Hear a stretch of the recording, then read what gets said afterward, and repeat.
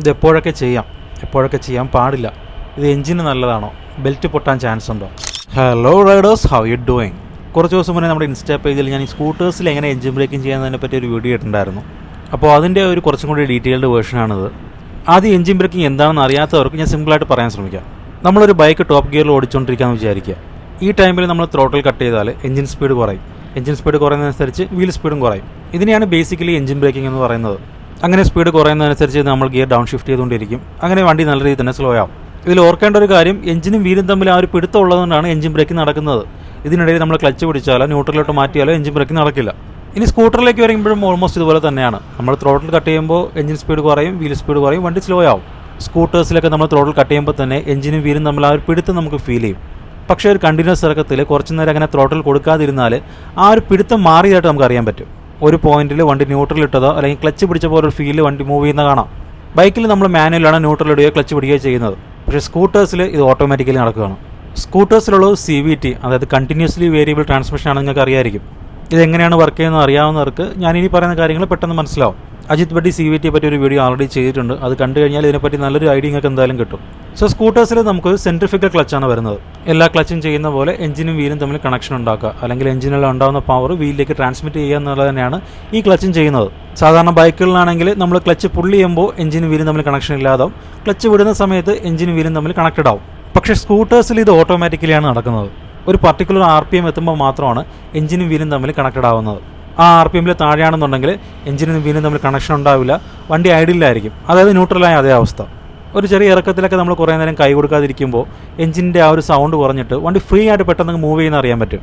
Engine RPM കുറഞ്ഞപ്പോൾ എഞ്ചിനും വീലും തമ്മിൽ connection വിട്ട് വണ്ടി ന്യൂട്രൽ ആകുമ്പോഴാണ് ഇങ്ങനെ സംഭവിക്കുന്നത്. ഇത് സംഭവിക്കുന്നതിൻ്റെ കാരണം സ്കൂട്ടേഴ്സിന് ഒരു ഐഡിയൽ RPM ഉണ്ട്. ഒരു 1000-1200 റേഞ്ചിലൊക്കെയാണ് അത് വരുന്നത്. നമ്മൾ നോർമലി വണ്ടി സ്റ്റാർട്ട് ചെയ്ത് വയ്ക്കുമ്പോൾ ഈ ഒരു RPMലായിരിക്കും എഞ്ചിൻ റൺ ചെയ്യുന്നത്. ഈ ഒരു പോയിന്റിൽ സ്കൂട്ടർ ഒരു ന്യൂട്രൽ പൊസിഷനിലായിരിക്കും. വീലും എഞ്ചിനും തമ്മിൽ കണക്ഷൻ അപ്പോഴും ഉണ്ടായിരിക്കില്ല. അതുകൊണ്ടാണ് ഐഡിയൽ RPMൽ നമ്മൾ വണ്ടി സെൻറ്റർ സ്റ്റാൻഡ് വയ്ക്കുമ്പോൾ റിയർ വീല് കറങ്ങാത്തത്. പക്ഷേ നമ്മൾ ചെറുതായിട്ടൊന്ന് ത്രോട്ടിൽ കൊടുക്കുമ്പോൾ ക്ലച്ച് എൻഗേജ് ആവും, എഞ്ചിനും വീലും തമ്മിൽ കണക്ഷൻ വരും, വീല് കറങ്ങും. അപ്പോൾ നിങ്ങളൊരു കണ്ടിന്യൂസ് ഇറക്കത്തിൽ കുറേ നേരം ത്രോട്ടിൽ കൊടുക്കാതിരിക്കുമ്പോൾ എഞ്ചിൻ RPM കുറഞ്ഞ് ഐഡിയൽ പൊസിഷനിലേക്ക് പോകും. ഐഡിയൽ പൊസിഷൻ എത്തിക്കഴിഞ്ഞാൽ ക്ലച്ച് ഡിസെൻഗേജ് ആവും, എഞ്ചിനും വീലും തമ്മിൽ കണക്ഷൻ ഉണ്ടായിരിക്കില്ല. അപ്പോൾ നമ്മൾ ന്യൂട്രലായ അവസ്ഥയിലേക്ക് പോകും. കണ്ടിന്യൂസ് ഇറക്കത്തിൽ ന്യൂട്രലായി കഴിഞ്ഞാൽ എന്തായിരിക്കും പറ്റുന്നത് നമുക്കറിയാം. വണ്ടിയുടെ സ്പീഡ് നല്ല രീതിയിൽ തന്നെ പിക്കപ്പ് ചെയ്യും. ബ്രേക്ക് പിടിക്കുക എന്നുള്ളതാണ്, നമുക്ക് വേറെ ഒരു വഴിയില്ല. അപ്പോൾ നമ്മൾ ഈ പോയിന്റിൽ എഞ്ചിൻ ബ്രേക്കിംഗ് ചെയ്യണം. അതായത് എഞ്ചിനും വീലും തമ്മിൽ പിടുത്തം കൊണ്ടുവരണമെങ്കിൽ എന്ത് ചെയ്യണം? RPM ചെറുതായിട്ടൊന്ന് കൂട്ടുക, വണ്ടി ഒന്ന് ബ്രേക്ക് പിടിച്ച് സ്ലോ ആക്കിയിട്ട് ത്രോട്ടിൽ ഒന്ന് ബ്ലിപ്പ് ചെയ്യുക. ബ്ലിപ്പ് ചെയ്യാന്ന് വെച്ചാൽ ത്രോട്ടിൽ ജസ്റ്റ് ഒന്ന് തിരിച്ചു വിടുക. അപ്പോൾ RPM കൂടും, ക്ലച്ച് എൻഗേജ് ആവും, എഞ്ചിനും വീലും തമ്മിൽ കണക്ഷൻ വരും. സോ ആ ഒരു പിടുത്തം വന്നിട്ടുണ്ട്. ഇനി ആ ഒരു പിടുത്തം മെയിൻറ്റെയിൻ ചെയ്ത് നമ്മൾ വണ്ടി അങ്ങ് ഓടിക്കുക. ഞാൻ ഇതുവരെ പറഞ്ഞ കാര്യങ്ങൾ മനസ്സിലാവാത്ത ഒരുപാട് പേരുണ്ടാവും. സോ നമുക്ക് ഇതിൻ്റെ നേരെ പ്രാക്ടിക്കലിലേക്ക് പോകാം. ഇവിടെ നിങ്ങൾക്ക് എന്തായാലും മനസ്സിലാവും. അത്യാവശ്യം നല്ലൊരു ഇറക്കമാണ് മുന്നിലേക്ക് വരുന്നത്. സൈൻ ബോർഡൊക്കെ ഉണ്ട്. അതിന് നമുക്ക് എഞ്ചിൻ ബ്രേക്കിംഗ് യൂസ് ചെയ്യാതെ ഇറങ്ങി നോക്കാം. ത്രോട്ടിൽ ഞാൻ കൊടുക്കുന്നില്ല, സ്പീഡ് പിക്ക് ചെയ്യാണ്. 30, 35, 40, 50. എത്ര പെട്ടെന്നാണ് സ്പീഡ് കയറിയെന്നുണ്ടല്ലേ. ബ്രേക്ക് പിടിക്കാതെ ഒരു രക്ഷയില്ല. സ്ലൈറ്റായിട്ടൊന്ന് RPM കയറ്റുകയാണ്. ആദ്യമേ എഞ്ചിൻ ബ്രേക്കിംഗ് ചെയ്ത് ഇറങ്ങാൻ നോക്കുകയാണ്. ഇവിടെ ഒരു കാര്യം ശ്രദ്ധിക്കേണ്ടത്, ഞാനൊരു സ്ലൈറ്റ് RPM ഇൻക്രീസ് ചെയ്തിട്ട് അത് കൂടുതൽ കൊടുത്തുകൊണ്ടിരിക്കുകയില്ല. എഞ്ചിനും വീലും തമ്മിൽ ആ ഒരു പിടുത്തം വന്നിട്ട് അതിനങ്ങ് മെയിൻറ്റെയിൻ ചെയ്തുകൊണ്ടിരിക്കുക എന്ന് മാത്രമേ ഉള്ളൂ. കൂടുതൽ RPM കൊടുത്ത് സ്പീഡ് കൂടിയെന്ന് തോന്നിക്കഴിഞ്ഞാൽ സ്ലൈറ്റായിട്ട് ത്രോട്ടിൽ കുറയ്ക്കുക, സ്പീഡ് കുറയ്ക്കുക. വണ്ടി എത്രയോ സ്ലോയിലാണ് പോകുന്നത്, 15, 14. നേരത്തെ എനിക്ക് തോന്നുന്നു ഒരു 30 റേഞ്ചിലൊക്കെ ആയിരിക്കും ഈ സമയത്ത് സ്പീഡ്. 20,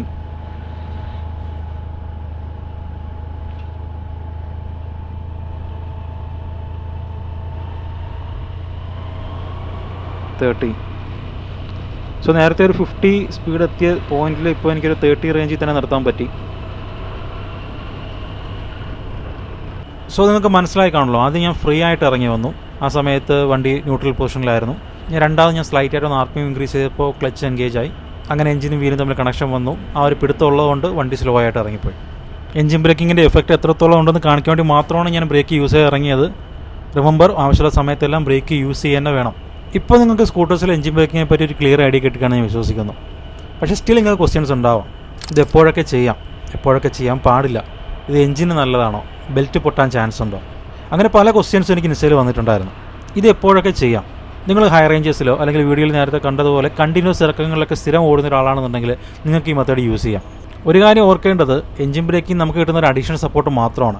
നോർമൽ ബ്രേക്കിംഗ് നമുക്ക് ആവശ്യമുള്ള സമയത്ത് യൂസ് ചെയ്യാനോ വേണം.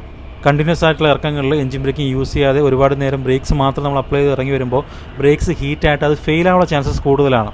അതുകൊണ്ടാണ് നമ്മൾ എല്ലാ വണ്ടികളിലും എഞ്ചിൻ ബ്രേക്കിംഗ് റെക്കമെൻഡ് ചെയ്യുന്നത്. ഇനി ഇത് യൂസ് ചെയ്യാൻ പാടില്ലാത്ത സിറ്റുവേഷൻസ്, വളരെ കുത്തനെയുള്ള ഷോർട്ടായിട്ടുള്ള ഇറക്കങ്ങളിൽ ചിലപ്പോൾ നിങ്ങൾക്ക് ഇത് ചെയ്യാൻ പറ്റിയെന്ന് വരില്ല. അവിടെ എപ്പോഴും നിങ്ങൾ നോർമൽ ബ്രേക്സ് തന്നെ കൂടുതൽ യൂസ് ചെയ്യുക. അതുപോലെ എഞ്ചിൻ ബ്രേക്കിംഗ് സ്റ്റാർട്ട് ചെയ്യുന്നത് എപ്പോഴും ലോ സ്പീഡിൽ ചെയ്യാൻ മാത്രം ശ്രമിക്കുക. ഹൈ സ്പീഡിൽ നിങ്ങൾ ന്യൂട്രൽ ഇറങ്ങി വന്നിട്ട് പെട്ടെന്ന് ബ്ലിപ്പ് ചെയ്ത് എഞ്ചിൻ ബ്രേക്ക് ചെയ്യാൻ ശ്രമിച്ചു കഴിഞ്ഞാൽ വീല് ലോക്കാവും, വണ്ടി മറിയും. സോ വണ്ടി സ്ലോ ചെയ്തിട്ട് മിനിമം ഒരു 15 km/h താഴെയെങ്കിലും സ്ലോ ആക്കിയതിന് ശേഷം മാത്രം ത്രോട്ടിൽ ബ്ലിപ്പ് ചെയ്ത് RPM കൂട്ടുന്നതാണ് സേഫ്. അതുപോലെ ത്രോട്ടിൽ ബ്ലിപ്പ് ചെയ്യുമ്പോൾ 2 ബ്രേക്സും പിടിച്ചിട്ട് മാത്രം ചെയ്യുക, അല്ലെങ്കിൽ വണ്ടി കയ്യിൽ നിന്ന് ചാടിപ്പോവും. ഞാൻ ഈ വീഡിയോയിൽ പറഞ്ഞ പോലെ സ്ലോ സ്പീഡിൽ നിങ്ങൾ എഞ്ചിൻ ബ്രേക്കിംഗ് സ്റ്റാർട്ട് ചെയ്യുകയാണെങ്കിൽ എഞ്ചിനോ ബെൽറ്റിനോ ഒരു തരത്തിലുള്ള പ്രശ്നവും വരത്തില്ല. ഹൈ സ്പീഡിൽ അഗ്രസീവായിട്ട് ഇത് ഒരിക്കലും ചെയ്യാൻ ശ്രമിക്കരുത്. അത് നിങ്ങൾക്ക് നിങ്ങളുടെ വണ്ടിക്ക് ഒരിക്കലും സേഫ് ആയിരിക്കില്ല. സോ അത്രയൊക്കെയാണ് സ്കൂട്ടേഴ്സിൽ എഞ്ചിൻ ബ്രേക്കിംഗ് ചെയ്യുന്നതിനെ പറ്റിയുള്ള വീഡിയോ. നിങ്ങൾക്ക് എന്തെങ്കിലും ഡൗട്ട്സോ സജഷൻസോ ഉണ്ടെങ്കിൽ കമൻറ്റ് ചെയ്യുക, അല്ലെങ്കിൽ ഇൻസ്റ്റയിൽ എനിക്ക് ഡയറക്റ്റ് മെസ്സേജ് അയയ്ക്കുക. ഇൻസ്റ്റയിൽ ഞാൻ ചെയ്തിട്ടുള്ള ഒരുപാട് ടോപ്പിക്സിൻ്റെ ലോങ് വീഡിയോസ് ഇതുവരെ ഞാൻ യൂട്യൂബിൽ ചെയ്തിട്ടില്ല. അതൊക്കെ ഇനിയുള്ള വീഡിയോസിൽ വരുന്നതായിരിക്കും. So stay tune. ഈ വീഡിയോ ഇഷ്ടപ്പെട്ടെന്ന് വിചാരിക്കുന്നു. പുതിയൊരു വീഡിയോ ഉടൻ തന്നെ കാണാം. Till then ride safe. Bye bye.